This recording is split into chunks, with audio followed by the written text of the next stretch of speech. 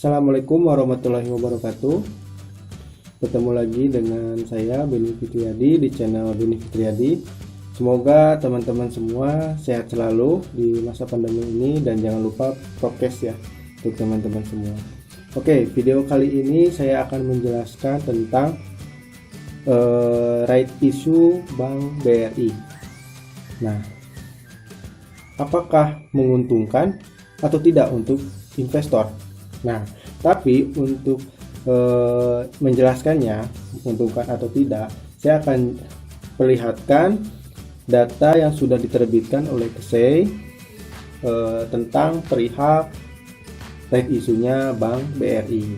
Oke, di sini tanggal kumdet di pasar reguler dan pasar negosiasinya itu tanggal 7 September 2021. Nah, saya jelasin dulu. Untuk mendapatkan right issue Bank BRI itu terakhir kita harus beli di pasar reguler itu atau di pasar negosiasi itu tanggal 7 September. Nah, kalau misalkan melebihi dari tanggal 7 September itu tidak akan didapat right issue Bank BRI atau saham BBRI. Nah, jadi kalau misalkan teman-teman semua investor yang mau dapat right issue-nya BRI harus beli di rentang waktu maksimal tanggal 7 September 2021. Nah, kalau untuk di pasar reguler dan negosiasi ini tanggal 8 September. Nah, untuk kalau misalkan sudah beli di tanggal 7 atau sebelum tanggal 7 kan masih ada waktu nih untuk membeli. Nah, nanti dapat right issue-nya dan ada diperdagangkannya itu di tanggal 13 sampai 22 September 2021. Berarti 10 hari perdagangannya. Nah, untuk right ini perdagangannya itu hanya di sesi satu saja. Jadi kalau gitu di jam 9 sampai jam 11.30. Jadi cuman sesi 1. Jadi kalau misalkan mau eksekusi right itu ada 3 opsi. Yang pertama itu di exercise atau ditebus right issue-nya. Nah, yang kedua itu dengan cara dijual pas di jam perdagangannya di tanggal 13 sampai 22 itu di sesi 1. Terus yang ketiga mungkin opsinya yang terakhir itu diabaikan. Jadi diabaikan sampai berakhirnya perdagangan right issue-nya. Nah, untuk rasio right issue Bank BRI di tahun 2021 ini itu adalah setiap 1 miliar saham akan mendapatkan 230.128.553 rupiah. Jadi saya contohkan di sini untuk yang mempunyai atau yang beli beli saham BRI di tanggal maksimal tanggal 7 itu mendapatkan right. Misalkan saya beli tanggal 6 itu beli sekitar 100 lot saham BRI. Nah, saya nanti akan mendapatkan right-nya itu berapa? Nah, saya jelaskan di sini. Nah, untuk saya mendapatkan itu berarti perhitungannya itu dengan rasio 1 miliar itu 100 slot sama dengan 10.000 lembar. Berarti saya lembarin dulu ya, 10.000 lembar dibagi 1 miliar dikali 230.128.553. Itu sama dengan kalau dibuletin itu 2.301 lembar atau dilotkan itu 23 lot.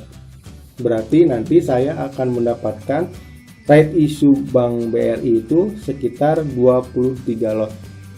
Nah, kan di situ 2.301 lembar. Nah, satu lembar itu gimana? Kalau satu lembar karena outlot itu kurang dari 100 lembar. Jadi untuk di exercise itu seenggaknya digenapin saja. Jadi yang 23-nya saja. Jadi 23 lot nanti mendapatkannya saya itu kalau misalkan saya beli di 100 lot. Nah, gitu. Nah, untuk tebusnya itu berapa sih? right issue Bank BRI di 2021 ini, yaitu tebusnya itu sekitar 3.400. Jadi dengan di market sekarang sekitar harganya 3.800 sekian atau 3.900 sekian, dan ditebusnya 3.400 secara harga untuk penebusannya cukup murah karena di bawah harga marketnya. Kalau saya sendiri secara pribadi itu menguntungkan untuk investor dan untuk saya pribadi. Jadi kalau dikatakan menguntungkan atau tidak, kalau menurut saya menguntungkan untuk right issue Bank BRI untuk di 2021 ini. Karena apa? Harga tebusnya di bawah harga marketnya. Nah, nanti bisa harga tebusnya kalau misalkan ditebus berarti harganya 3.400 dikali 23 rate yang dapat saya. Ya, sekitar nanti saya tebusnya sekitar 7 jutaan ya, 7 jutaan lebih. Jadi seperti itu. Jadi menurut saya sih menguntungkan untuk seorang investor yang akan exercise atau tebus rate-nya. Karena Bank BRI juga adalah bank BUMN yang kapitalisnya besar. Terus juga buku 4 karena buku 4 di perusahaan dengan modal inti di atas 3M. Menurut saya sih kalau teman-teman investor sudah punya sahamnya dan nanti dapat rate-nya, kalau saya sih mendingan ditebus aja untuk rate-nya. Jadi nanti mendapatkan saham baru. Nah, menguntungkan menurut saya pribadi. Nah, saya kembalikan lagi kepada investor. Menurut investor apakah para investor semua itu menguntungkan atau tidak? Tapi menurut saya itu menguntungkan. Mungkin bisa membantu untuk mempertimbangkan apakah di exercise atau dijual gitu. Jadi saya kembalikan lagi kepada investor, semoga bermanfaat dan perhitungan saya tadi untuk exercise-nya bermanfaat.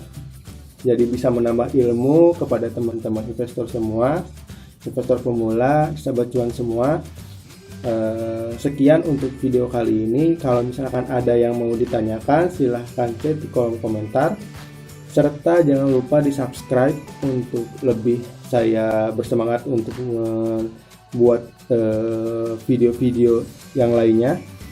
Terus juga di like dan share kepada teman-teman semua ya. Oke, terima kasih untuk video kali ini. Assalamualaikum warahmatullahi wabarakatuh.